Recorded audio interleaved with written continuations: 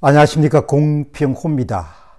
어제 조선일보에서 이제 농객들마다 글을 쓰는 그 스타일이 좀 다르지 않습니까? 특히 이제 김태훈 논술위원 같은 경우에는 좀 글의 전체적인 톤 자체가 차분하고, 그 다음에 생각할 거리를 제공하는 그런 소재를 주로 많이 다루죠. 이제 어제 쓴 글은 적게 일하면서 무슨 수로 혁신을 하겠다는 건가, 그런 이제 글을 썼는데, 지금 이제 한국은 전반적으로 일을 덜 하는 분위기지 않습니까? 또 일을 안 하는 것을 권하는 그런 사회가 돼버린 거죠. 그런데 그런 이제 사회 전반적인 기조를 한번 이제 정하고 나면은 그것을 이제 바꾸기가 굉장히 어렵지 않습니까? 그래서 이제 나라의 키를 잡은 사람들이 근로시간 단축이나 이런 제도를 바꿀 때는 굉장히 이제 섬세하고 주의 깊게 그렇게 선택을 해야 되는 거죠. 일단 주 52시간 정도를 선택하고 나면은 그 다음에 이제 그것을 바꾸는 것이 어마어마한 사회적 저항이나 이제 고통이 뒤를 따르는 거죠.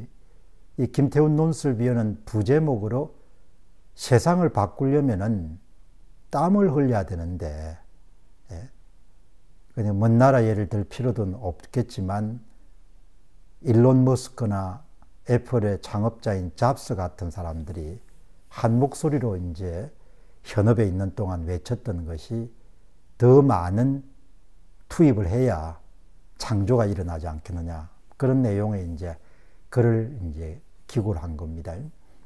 아마 읽는 사람들마다 더 일하라는 거냐, 이런 식으로 아마 굉장히 반감을 가질 수가 있는데, 이제 그 글의 이제 말미를 보게 되면은 이제 잡스가 현직에 있는 동안에 창조 혁신을 주도하기 위해서 업무를 어떻게 했는지, 또 일론 머스크가 어떤 식으로 밑에 사람을 덜덜 볶았는지, 그런 내용들이 이제 나옵니다. 이제 마지막에 이제 결론으로 김태훈 논술위원이 정작 우리는 어떻게 하면 일을 덜 할 것인가를 고민하는 그런 사회가 돼버렸고, 이미 우리 사회는 땀을 흘려서 성공한 경험들을 아주 오래전에 망각해버린 것 같다. 이제 최근에 주 52시간 제도를 첨단 산업에 한해서 좀 예외를 허용하자. 특히 이제 반도체 산업, 이제 그런 이야기가 나오던 차에 김태훈 논술위원이 글을 쓴 겁니다. 제가 이제 20대에 이제 공부를 마치고 난 다음에 지금까지 계속 이렇게 공부하는 일을 하고 있지 않습니까? 그리고 이제 얼마 전까지는 많은 책을 쓴 작가이기도 하고, 그게 이제 일종의 창작이지 않습니까? 창조. 그러니까 반도체의 연구 개발을 담당하는 사람이나 아니면 글을 쓰는 사람이나 간에 새로운 것을 만들어낸다는 그런 것이 어떤 과정을 통해 가지고 구체화되는지를 그냥 이론이 아니고 실전을 통해서 체득을 하고 있지 않습니까? 일단 획기적인 그런 개선이나 혁신, 또 타의 추종을 불허할 정도의 문제 해법을 찾아내려면은 연속적으로 투입하는 노동 시간이 많아야 되거든요. 그게 가장 중요합니다. 그러니까 양적으로 노동 투입이 많아야, 노동 시간 투입이 많아야, 그래야 창조 혁신이 일어날 수 있는 그런 가능성의 문을 크게 열 수가 있는 거죠. 그렇다 이거면 장시간 노동하는 것만 최고가 아니고, 노동하는 시간에 또 일대 집중도, 일의 밀도, 노동 투입의 밀도, 노동 투입의 양, 그 다음에 노동 투입의 밀도가 또 있어야 되는 거죠. 창조 혁신이라는 것은 뭐의 함수관계인가 하니까 투입되는 노동 시간 곱하기 노동의 밀도, 노동의 집중도, 그것이 거의 비례하거든요. 그러니까 덜 일을 하면서 새로운 것을 만들어낼 수 있는 그런 가능성이나 당면한 문제를 해결할 수 있는 그런 해법을 찾아내는 것은 제가 지난 한 3, 40년 정도 일을 해온 경험에 따르게 되면 불가능한 거죠. 그건 있을 수가 없는 겁니다. 덜 노동하고 새로운 것을 만들어낸다. 새로운 부가가치를 만들어내서 경쟁자를 압도할 수 있는 그런 위치에 간다는 것은 뭐 확률적으로 불가능한 것이 아니라 저의 경험에 미뤄보게 되면 일어날 수 없는 것이고, 동시에 이제 업무하는 태도도 대단히 집중적이고 성실하게 그렇게 노동력의 밀도를 높이지 않는 한 새로운 것을 만들어낼 그런 가능성이 거의 없는 거죠. 제가 최근에 이제 유튜브 방송을 하면서 AI 분야를 많이 이렇게 탐구를 하는데, 그 AI의 기초 모델, 파운데이션 모델이란 것이 그냥 지금 오픈 AI사가 선두그룹에서 가지고 만든 최신 모델이 특히 추론 특화형 기초 모델인 챗GPT 5.1이거든요.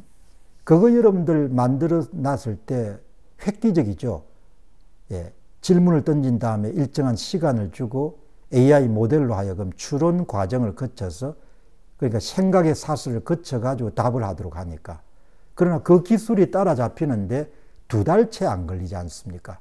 이제는 추론 모델에 수요되는 그런 뭐 GPU라든지 이런 거의 양이 기초 모델 훈련한 것처럼 많지 않으니까 작은 기업들도 달라들어가지고 한 2달 만에 거의 오픈 AI사의 챗GPT 5.1의 기술 경쟁이 거의 비등한 수준이 됐거든요.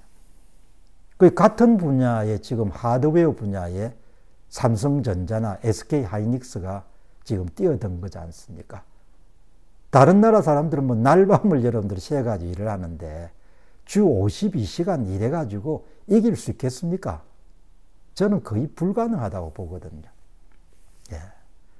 노동시간 투입도 많아야 되고, 업무의 밀도도 강해야 되고, 특히 이제 테크 분야 같은 경우는 업무하는 사람들이 반드시 여러분들 이기려고 하는 그런 좀 고결한 목표, 열정, 헌신 이런 거 없이는 이길 수가 없거든요. 그 이제 삼성전자가 지금 기술력에서 뒤처지게 된데 뭐 여러 가지 요인이 있을 겁니다. 여러 가지 요인이 있는데 주 요인은 아니지만 이제 보조적인 요인이 문정권 주 52시간이 한국 사회 뭐 전반적으로 노동 피하는 사회를 만들었지 않습니까? 일 적게 하는 사회, 그리고 가능한 휴식 많이 하는 사회, 일 안 하는 것을 권하는 사회가 돼버린 거지 않습니까? 그래서 난 굉장히 심각할 거로 봅니다.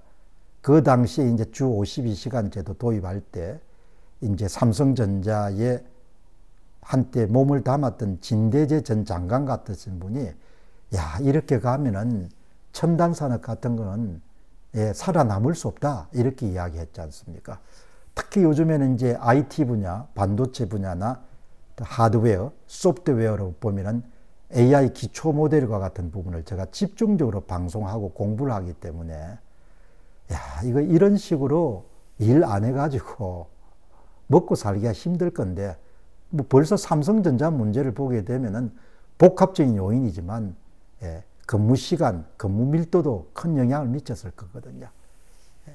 뭐 어떻게 자기 파괴적인 행동을 우리가 선택하는지 이해가 안 가거든요. 문과 출신들이야 경험이 없으니까 버튼 누르면 돈 나올 줄 알 겁니다. 돈 벌기가 참 어렵거든요. 이번 삼성전자 위기를 보고 좀 많이 한국 사회가 깨우쳤으면 좋겠는데 어떨지 모르겠습니다. 일 덜 하면은 이길 수가 없습니다. 이길 수가 없으면은 망하는 겁니다. 간단하지 않습니까? 감사합니다.